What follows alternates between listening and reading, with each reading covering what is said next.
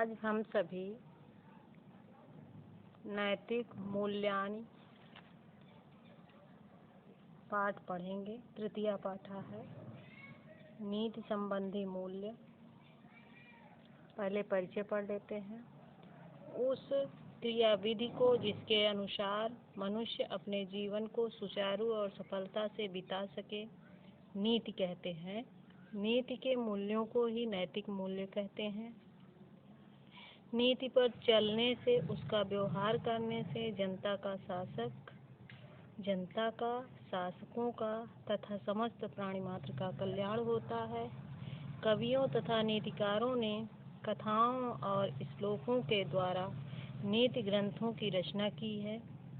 यथा चाणक्य नीति, विदुर नीति, विप्लुपाख्यान, पंचतंत्र, शुक्र नीति, नीतिसार, भर्तृहरि कृत नीति शतक आदि शिक्षा देते हैं कि सच बोलना, हिंसा न करना, चुगली न करना, गरीबों को दान देना, दया, सहनशीलता, परोपकार, विनयशीलता, अतिथि सत्कार आदि नैतिक आचरण है। नीति का निर्माण जन समाज को आगे बढ़ाने वाला होता है। इसका संदर्भ देख लेना। संदर्भ है प्रस्तुत गद्यांश हमारी पाठ्य पुस्तक संस्कृत गद्य भारती के नैतिक मूल्यानि पाठ से लिया गया है या अवतरित है। अब प्रसंग है। प्रसंग में लिखना, इसमें यह बताया गया है कि नीति पर चलने से सबका कल्याण होता है, अतः हमें उसके मूल्यों को समझना चाहिए। आगे अब इसको पढ़ते हैं। नयनम नीति। नयन माने होता है ले जाना या ले चलना। नीति है, मतलब ले चलना ही, ले जाना ही नीति है। अब नीतिर्मानि मूल्यानि नैतिक मूल्य। नीति का यह मूल्य इमानि, नीति इमानि मूल्यानि नैतिक मूल्य। नीति का यह मूल्य नैतिक मूल्य है। आगे यया शरण्या कार्यकरणेन मनुष्यस्य जीवनं सुचारु सफलञ्च भवति सा नीति कथ्यते। यया जिस शरण्या रीति से या ढंग से मनुष्य का जीवन सुचारू रूप से और सफलता से चलता है या होता है, वही नीति कहा जाता है। जिस रीति या ढंग से कार्य करने से मनुष्य का जीवन सुचारू और सुंदर हो जाता है, उसी को हम नीति कहते हैं। इयं नीति केवलस्य जनस्य समाजस्य कृतेन एव न भवति। यह नीति केवल मनुष्य और समाज के लिए ही नहीं है, बल्कि अपितु जनानां नित्यानां समेषां च व्यवहाराय भवति। अपितु जनानां लोगों के लिए, राजाओं के लिए, सभी के व्यवहार के लिए होता है। नित्याचलनेन नीति से चलने पर, व्यवहारेण और व्यवहार में ले आने पर, करने पर, अर्थात नीति के अनुसार चलने और व्यवहार करने से प्रजा का और शासकानां समस्त लोकास्य अपि कल्याणं भवति। प्रजाओं का और शासकों का, समस्त लोक का कल्याण होता है। पुरातन कालादेव भारते कवया नीतिकारा मनोरमया सरसया गिरि नीति वाक्यान कथाभि श्लोकश्च व्यचरन्। पुरातन काल माने प्राचीन काल से ही भारत के कवि और नीतिकार और कवियों ने मनोरमया सुंदर और सरस वाणी से नीति वाक्यों की रचना कथाओं और श्लोकों के द्वारा की है। इत्थम नीति शास्त्राण व्यवहार विधि।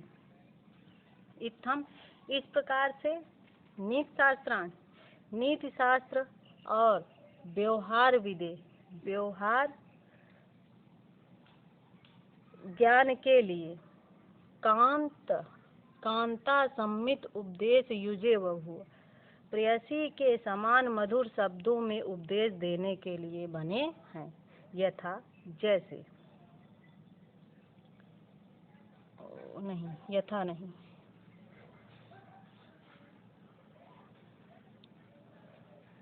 उपदेश हुए हैं। फलवम इतम, फल यह हुआ कि, मतलब कहने का मतलब फल यह हुआ कि संपन्नम साधारणायापि जना व्यवहाराय नीतिवाक्यानि नीतिश्लोकाश्च गलबिलाद कुर्वन्ति समा।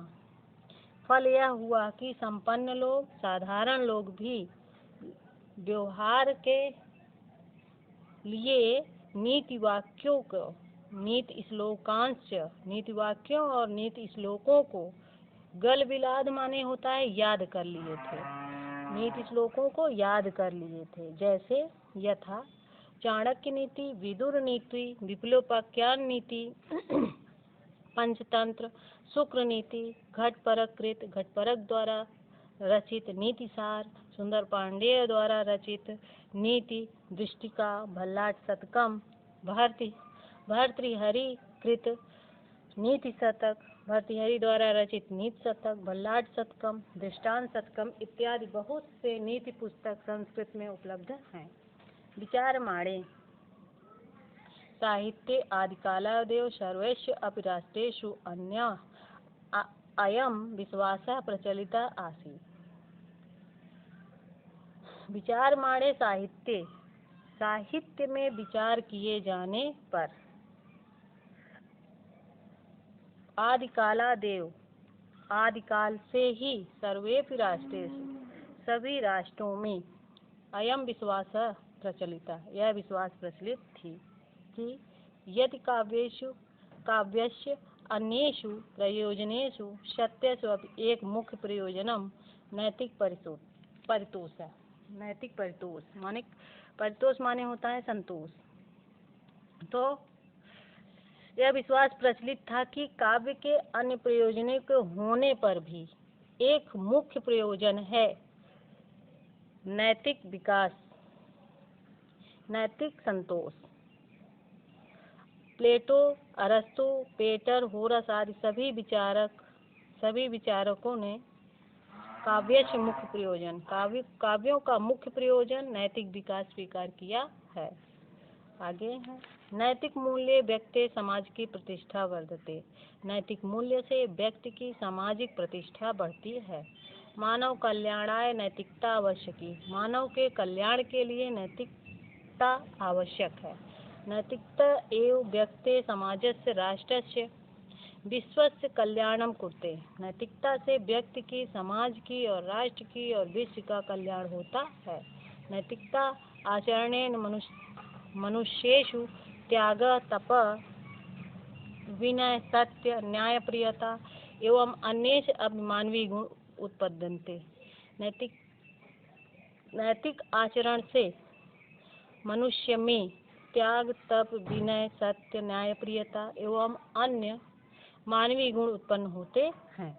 नैतिकताया मनुष्यो अपि अन्य प्राणिभ्यः भिन्नः जायते। नैतिकता से ही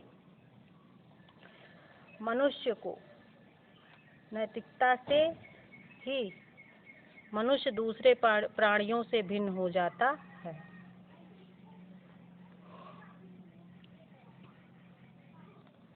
तद आचरणेन व्यक्ते समाजस्य च जीवनम अनुशासितम निष्कंटकम च भवति। तद आचरण, नैतिकता के आचरण से अर्थात उसके आचरण से व्यक्ति और समाज का जीवन अनुशासित और निष्कंटक होता है। व्यक्ति समाजस्य, वर्गस्य, देशस्य च समुन्नय अवसरो लभ्यते। व्यक्ति समाज, वर्ग, देश की उन्नति का अवसर प्राप्त हो जाता है।